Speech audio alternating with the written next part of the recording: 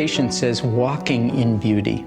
Or to switch, I see them as like Homeric heroes and heroines. They're on a hero's journey, a life trajectory, during which they have met with all sorts of challenges and stresses and ill winds and ill-fated situations through which they have persevered. So they are truly heroic. And our real challenge is to draw out of them what is deepest and best and most beautiful in them already. So it's not putting anything into them. And that's in fact what the word education really means. Educare means to draw forth. It's not stuffing people with more information. It's actually eliciting the native creativity, wisdom, capacity that we have, which is grounded in attention, which is grounded in our capacity for wakefulness.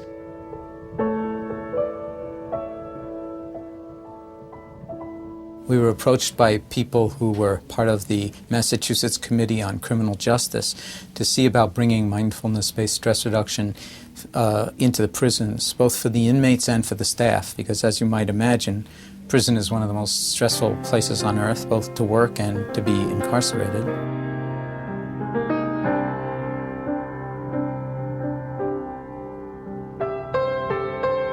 There was a lot of emotion right beneath the surface, and what happened when we actually practiced with our eyes closed, which is, again, in prison, the first rule is never close your eyes, and there was enough trust built up in this room that we were able to close our eyes, and I was able to sit with these men without any guards in the room or anything like that, and everybody felt safe, including me. And it felt like giving food to starving people. We were starving for some kind of authentic experience of education. And here's an experience of education that has to do most deeply with the fundamentals of who I am as a person.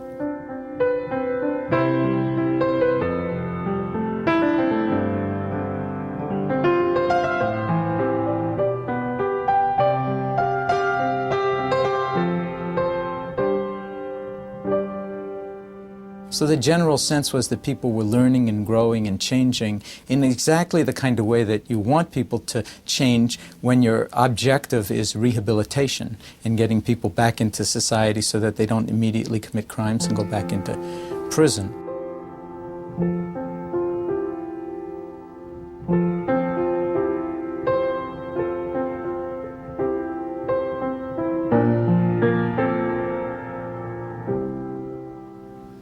So I would say that the Course taught me how to be still and to find my breath again.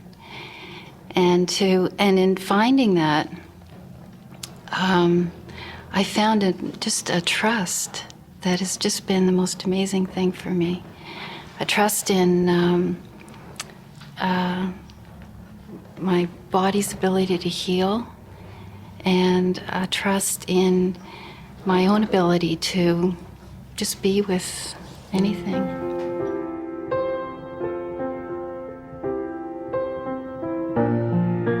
I think facing up to all those myriad of fears that I have, fears of people getting sick, fears of more people dying, fears of getting older, fears of being menopausal, fears of not getting along with stepchildren, fears of parents aging. There was just a myriad of things that were scaring the daylights out of me. So now I'm more acquainted with fear. I can look at it and say, oh yeah, here we go. This looks like I'm worried that someone's going to get sick and someone's going to die. I'm involved with a number of people with terminal illnesses, just personal friends. And I can just acknowledge the fears there.